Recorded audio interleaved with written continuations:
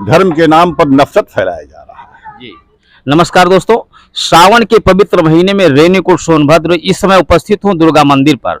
कहा भी गया, अब मोहिभा भरोसा हनुमंता, बिनु हरि कृपा मिले ही नहीं संता। तो भगवान ने मानव जीवन दिया, मानव जीवन में क्या करना चाहिए, कैसे हम उन मार्गों पर चलें जिससे हमारा जीवन कृतार्थ हो, हमारे जीवन को कल्याण हो। आप अपना परिचय दीजिए। मेरा नाम जयनाथ है जी मैं रेणुकूट वासी हूँ। जी यहीं पैदा हुआ, यहीं पढ़ा लिखा जी और 22 साल से बाबा धाम की यात्रा कर रहा हूँ। जी। और कैसे हम प्रभु की भक्ति करें जो हमारा कल्याण हो, हम इन्हीं लोग से और प्रभु के चरणों में लीन हो, ऐसा लोगों का प्रयास रहता है लेकिन अक्सर होता नहीं है। क्या कहना चाहेंगे इसके बारे में? मानव जीवन की दुर्लभता जो है, जो समझ गया एक बार, जी वही भक्ति कर पाएगा। जी जो नहीं समझा वो भक्ति नहीं कर पाएगा। मानव जन्म दुर्लभ क्यों है? जी 84 लाख योनियां कही गई हैं। 84 लाख योनियों में जो है मानव जन्म में आदमी भक्ति कर सकता है, भक्ति करके अपना विवेक जागृत कर सकता है। जी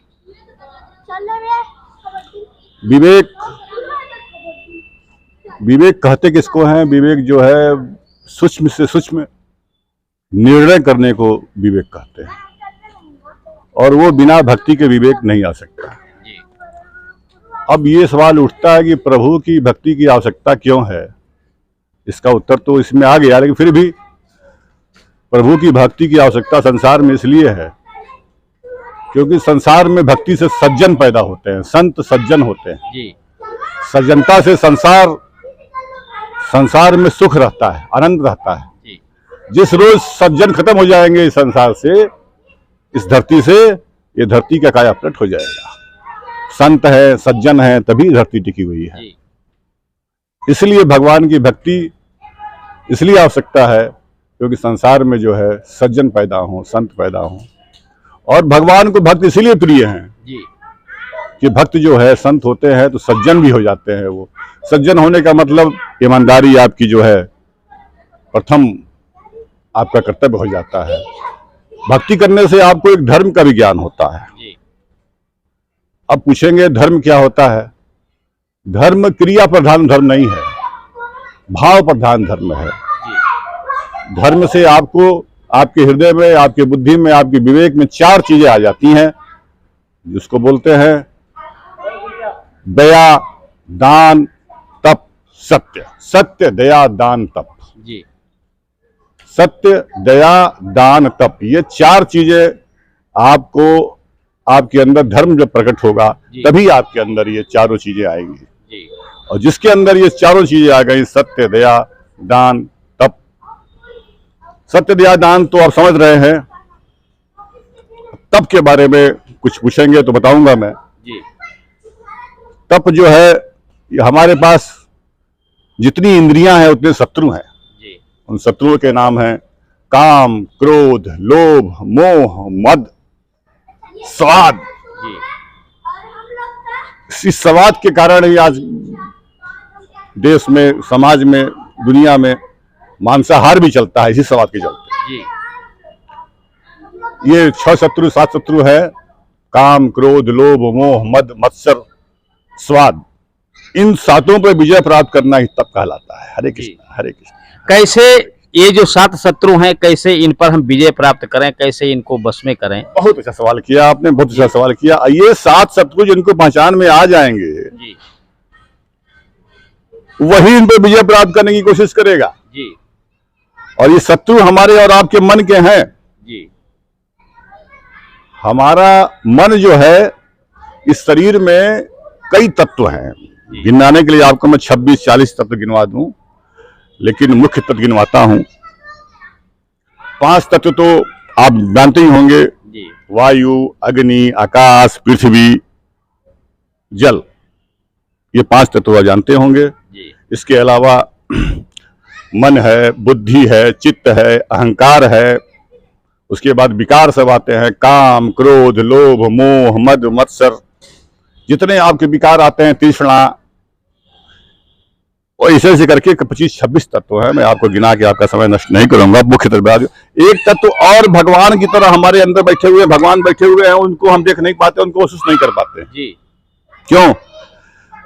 जैसे कोई गर्भवती स्त्री के अंदर जो है एक बच्चा छुपा हुआ है जी। मगर कोई देख पाता है उसको? नहीं। वो बच्चा जब 3-4 महीने का हो जाता है तो पेट के उभार से लोग जान जाते हैं कि इस माता के गर्भ में जो है एक बच्चा है। इसी तरह भगवान को याद करने वाला, भगवान को जप करने वाला, भगवान को स्मरण में रहने वाला, भगवान की भक्ति करने वाला जब उस गर्भवती स्त्री की तरह उसके अंदर भगवान जब थोड़े उभार पे आते हैं तब उसके अंदर भगवान दिखाई देता है। बिना भगवान को अरज किए, भगवान के स्मरण किए, भगवान को जप किए कोई भगवान को नहीं देख पाएगा जी। जिसके अंदर भगवान का अंश भी पैदा हो गया, सत्य का अंश भी पैदा हो गया, उसके अंदर विवेक जागृत हो जाएगा। कहा भी गया है कि आत्मा में परमात्मा निवास करता है, घट घट में सूझे नहीं धिग ऐसी को जिन तुलसी से संसार को भयो मोतिया बिन।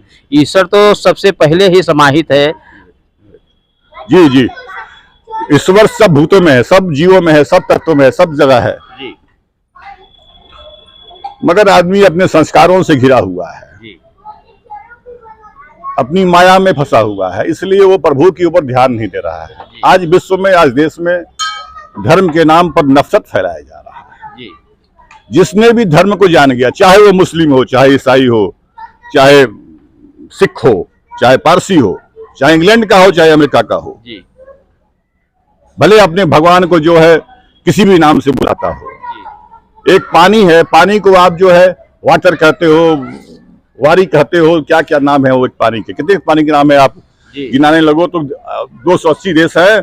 280 देश में पानी को अलग अलग भाषा में बुलाया जाता होगा मगर पानी तो है एक ही। इसी तरह हमारा ईश्वर, इस धरती का ईश्वर एक ही है जिसको अलग अलग नाम से हम सभी बुलाते हैं। उस ईश्वर का अनुभव अंदर से होता है। जिसको भी उस ईश्वर का अनुभव अंदर से हो गया उसके अंदर ही धर्म पैदा होता है।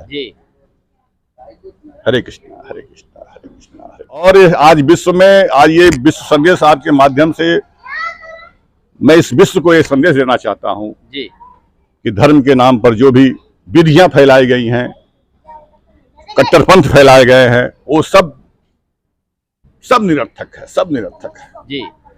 ईश्वर भाव प्रधान है। ईश्वर का नाम आपने अनेकों सुने होंगे, लाखों सुने होंगे, हजारों नाम सुने होंगे ईश्वर के। एक ईश्वर का नाम है परमानंद। जी जी जी। वो परमानंद ईश्वर जो है अनुभव में आता है, अनुभव में आता है, किसी विधि से नहीं आएगा जी। भाव प्रधानता से आएगा जी। हरे कृष्णा हरे कृष्णा। अपने ईश्वर को अगर आप अपने अंतरात्मा में, अपने शरीर में अगर आप अनुभव करते हैं, उसी को परमानंद कहते हैं। जैसा कि हमारे जयनाथ जी ने बताया, बहुत ही अच्छा प्रसंग रहा। ऐसे ही प्रसंग मैं लाता रहूंगा। मैं संजय श्रीवास्तव, नमस्कार।